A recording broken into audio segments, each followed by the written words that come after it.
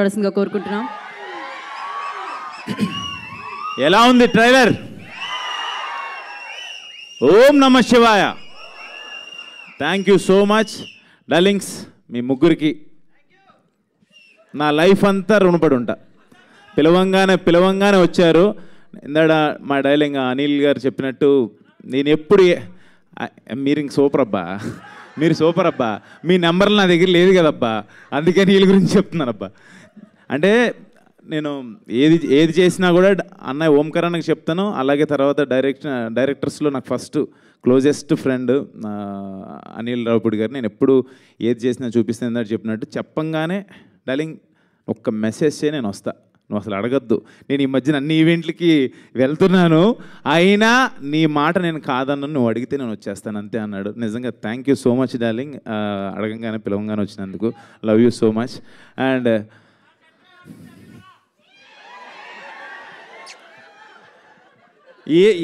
ఏమని చెప్పాలో తెలియదు మా తమ్ముడు. ఒక్క నిమిషం, అరే మీ అందరికి ఒక శాపం పెడుతున్నా. ఏంటో తెలుసా? ఖచ్చితంగా మీలో ఎవడో డైరెక్టర్ మ్యూజిక్ డైరెక్టర్ ఇక్కడికి రావాలా, మిమ్మల్ని ఇలాగే ర్యాగింగ్ చేయాలి అవుట్ నుండి జనాలు. పర్ఫెక్ట్ శాపం ఇదైతే. Ashwin please continue. అది శాపమా డార్లింగ్ వాళ్ళకి? My darling, my brother, my partner, నాకు చాలా చాలా ఇష్టం. ఒక్క మాట చెప్పాలి తమ్మన్ డార్లింగ్ గురించి. నాకు ఒక 10-12 ఇయర్స్ నుంచి తెలుసు. మేమిద్దరం క్రికెట్ ఆడేవాళ్ళం, ఓపెనింగ్ బాగా ఆడుతూ ఉండేవాళ్ళం. అప్పుడు తమన్ డార్లింగే నాకు. బట్ ఇప్పుడు తమన్ గారు అనే పొజిషన్కి వెళ్ళిపోయాడు, ఎక్కడికో వెళ్ళిపోయాడు, పాన్ ఇండియన్ మ్యూజిక్ డైరెక్టర్ అయిపోయాడు. అబద్ధాలు ఆడుతున్నాడు వీడు, అసలు నచ్చేవాడు కాదు. నేను ఆడుతుంటే నా కోసం తమన్ వస్తున్నాడు ఈరోజు ఆడుతున్నాడు ఆపోనెంట్ టీంలో అంటే ఇంకో టీంలో అడుక్కుని వచ్చేవాడు. వాడు బౌలింగ్లో నేను కొట్టాలి అని అలా స్టార్ట్ అయింది. యాక్చువల్ గొడవలు నా గురించి ఆ గొడవల్లో స్టార్ట్ అయింది. అసలు బాల్ పట్లం వీడు కొడితే లేదు, ఒకటికి ఫ్రాక్చర్ అయ్యో ఒక అంబులెన్స్ రెడీగా పెడతాం, ఎక్కడో ఏదో అంబులెన్స్ ఏదో కార్ అయినా రెడీగా పెడతాం, అలా కొడతాడు కావాలని. మరీ ఉండు మీరు ఆ డైలాగ్ విన్నాం. మామూలు ఆటగాడు కాదు,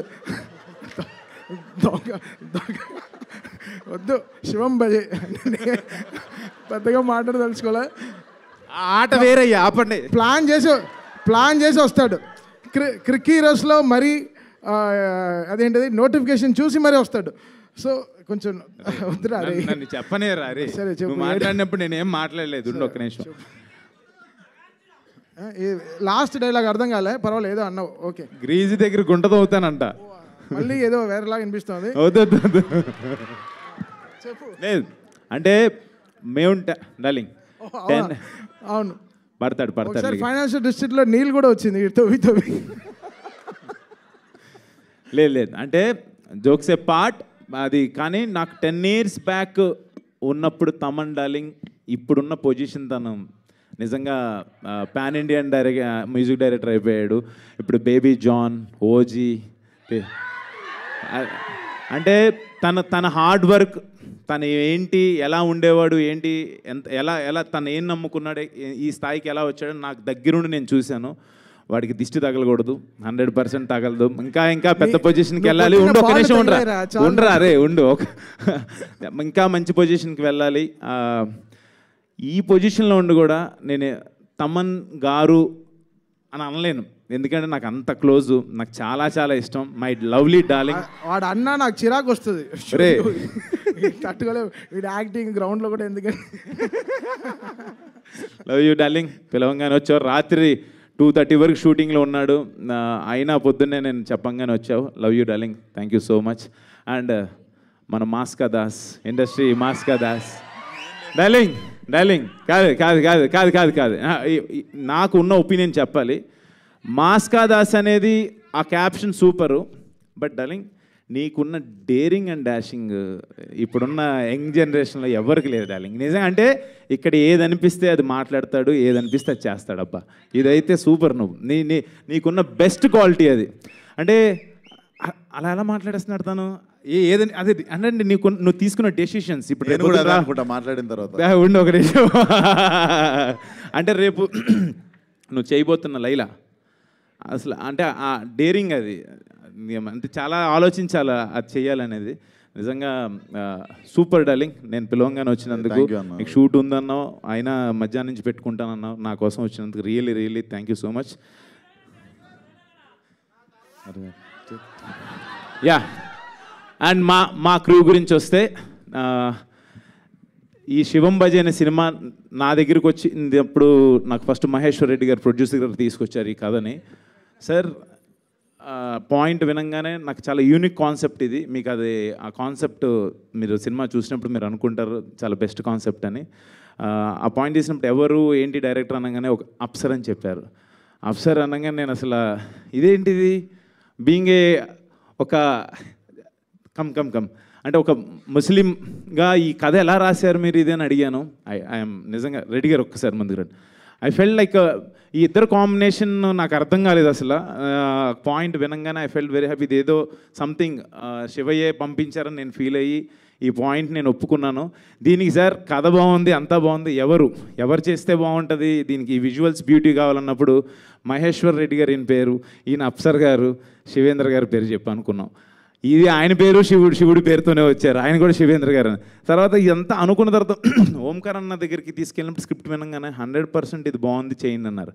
ఆయన ఓంకార్ అనగానే ఆయన పేరు శివుడు అంటే ఒక తెలియన ఆ శివ ఇదంతా ఒక శివలీలలాగా అనిపించింది నాకైతే. శివుడాజ్ఞ లేనిదే చేయమైనా కదలదు అంటారు, అలాంటి ఆ ఫీల్ ఏదో సంథింగ్ అనిపించింది. బట్ ఇప్పుడు ఈ రోజున ఇలా అవుట్పుట్ చూస్తుంటే నిజంగా ఆయనే చేయించారా ఇదంతా అని అనిపిస్తుంది. మీ అందరికీ నచ్చుతుంది ఈ కాన్సెప్ట్ 100% నేను చెప్పగలను.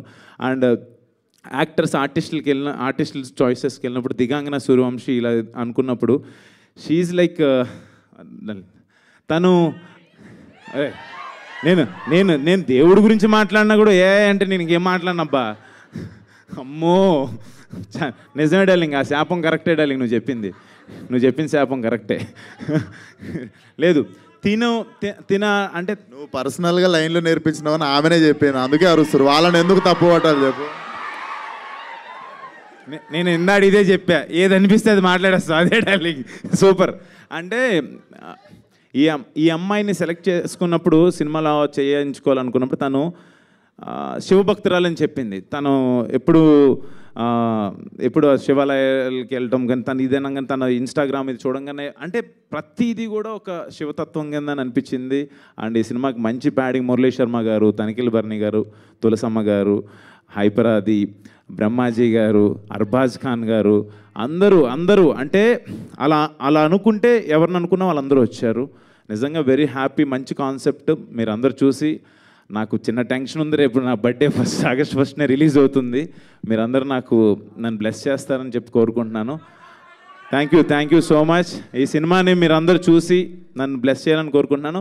అండ్ ఇక్కడ ఈ రోజున లేడు my brother Vikas Badisa music director. తను లేడు, అద్భుతమైన ఆర్ఆర్ ఇచ్చాడు, దీనికి అద్భుతమైన మ్యూజిక్ ఇచ్చాడు. నాకు హిడింబాగ్ కూడా తనే చేశాడు. తను లేడు, ఫైనల్ వర్క్లోనే ఉన్నాడు. అండ్ అన్నయ్య ఇక్కడ లేకపోయినా ఓంకార్ అన్న, ఆయన బ్లెస్సింగ్స్, ఆయన విషెస్ ఎప్పుడూ నాకు ఉంటాయి. ఆయన లేకపోతే నేను లేను. యా వినపల్లా పిల్లలు లేరు ఇక్కడ, కానీ మాకు సెన్సార్ అయిపోయింది, పిల్లలతో చూడొచ్చు cinema యూబైఏ. Thank you so much. One second సరే, థ్యాంక్ యూ సో మచ్. మీరు తీసుకోండి. థ్యాంక్ యూ అశ్విన్ గారు, thank you so much. Okay, మనది ఇంకా మిగతా కార్యక్రమాల్లో మనం అందరినీ కవర్ చేద్దాం. And thank you so much.